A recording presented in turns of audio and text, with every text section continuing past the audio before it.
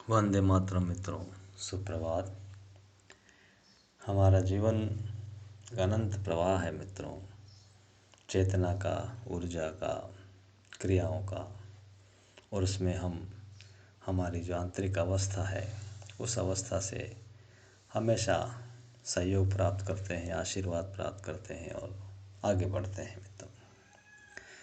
एक स्टेज होती है, जब फेज़ आता है, व्यक्ति को महसूस होता है कि ये सब मेरी वजह से हो रहा है, ये मैं इतना प्रयास कर रहा हूँ, ये मेरा ही प्रताप है, ये मेरा ही एक्सप्रेशन है और मेरी कैपेसिटी है। ये हर एक व्यक्ति को जो इस संसार में ईश्वर नियुक्त करते हैं, वो एक भाव आता है, वो किसी भी अवस्था में हो। लेकिन वो भाव भी आवश्यक होता है, क्योंकि जब हम तमस में होते हैं, जब हमारी अवस्था थोड़ी डिग्रेड होती है, उस समय हमें जगाने के लिए ईश्वर इस माया का उपयोग करते हैं, ताकि हम वहाँ ना पड़े रहें, आगे बढ़ें और उन्नति करते रहें। और उस तमस से जगाने का भी उनके पास प्रोसेस है। चाहे जिस गहरी निद्रा में व्यक्ति चले जाए, वहाँ से वो उठा सकते हैं, उठाते हैं, अगर हमारी अभिप्सा है, अगर हमारी पात्रता है।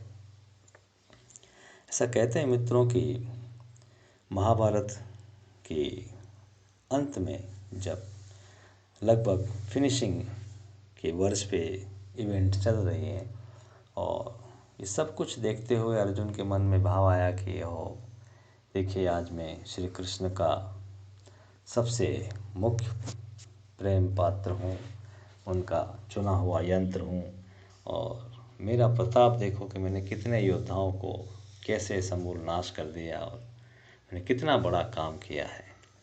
और अपने आप को के अंदर एक गर्व का भाव जागृत होने लगता है।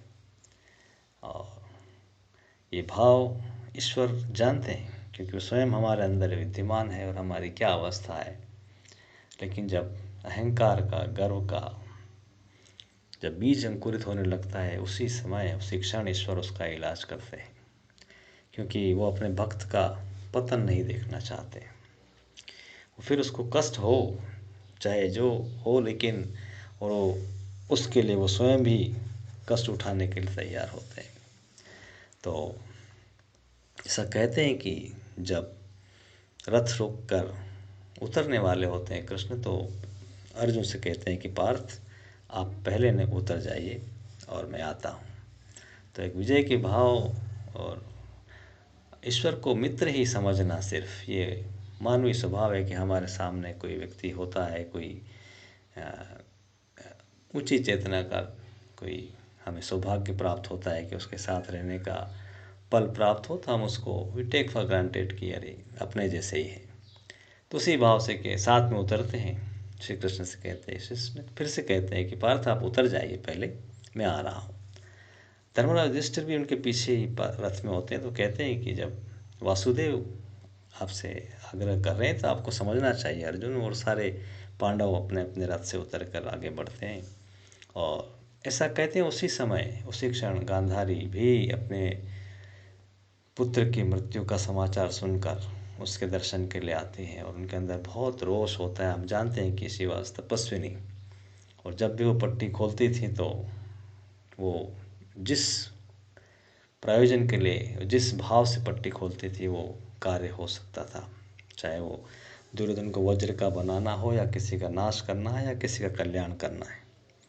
तो कहते हैं कि उनकी पट्टी खोलने का पल भी वही था, जब श्री कृष्ण ने उस रथ से, दिव्य रथ से अपना पाँव नीचे रखा। और जैसे ही श्री कृष्ण ने पाँव आगे बढ़ाया, 2 कदम आगे आए, और उसी पल गांधारी ने पट्टी खोली, और अपने पुत्र के मोह में बड़े क्रोध और ईर्ष्या के भाव से भी भरी हुई थी कि मेरे पुत्र के हत्यारों का मैं नाश कर दूंगी। और जैसे ही उनने पट्टी खोली, उसी समय श्री कृष्ण जब रथ से उतरे, तो जितनी भी दिव्य शस्त्र थे, जितने भी उनके ऊपर क्रियाएं की हुई होती है, क्योंकि सिर्फ दिखाई देते हैं चीज़ें फिजिकली, लेकिन उनको चलाने के लिए कुछ सूक्ष्म जगत में कार्य किए जाते हैं, वो सब कुछ रुका हुआ था श्री कृष्ण की प्रेजेंस की वजह से। और जैसे ही उन्होंने कदम रखा कि वो सब निगेटिव फोर्सेस, निगेटिव चीज़ें और वो उस समय गांधारी का प्रकोप, वो सब एक साथ विस्फोटित होते हैं उस रथ के ऊपर, रथ में, और उसका दंश हो जाता है और वो जलने लगता है। और सब पलट के देखते हैं कि रथ पूरी तरह से जल चुका है और श्री कृष्ण उसमें से बाहर आ रहे हैं। और तब अर्जुन को महसूस होता है कि ओहो, भगवान नहीं होते तो देखिए आज मेरा क्या होता।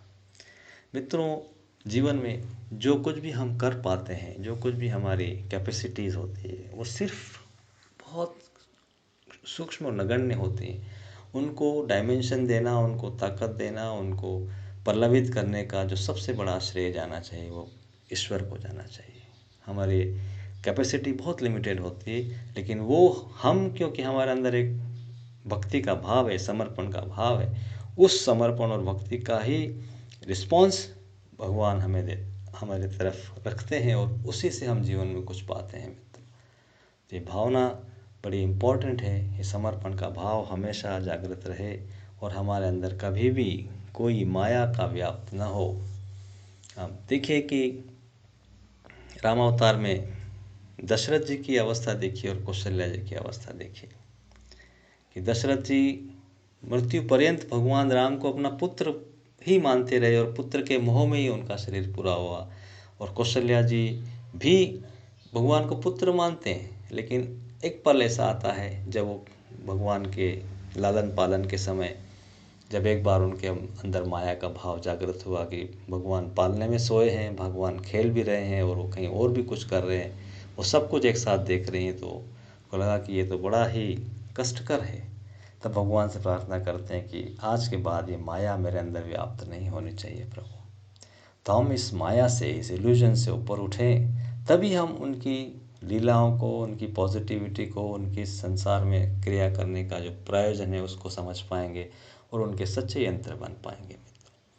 तो हम इस भाव से चलें कि हम ईश्वर के यंत्र बने, उनकी संतान बने और उनके लिए पात्र बन सकें और हमेशा उनके ऋणी रह सकें।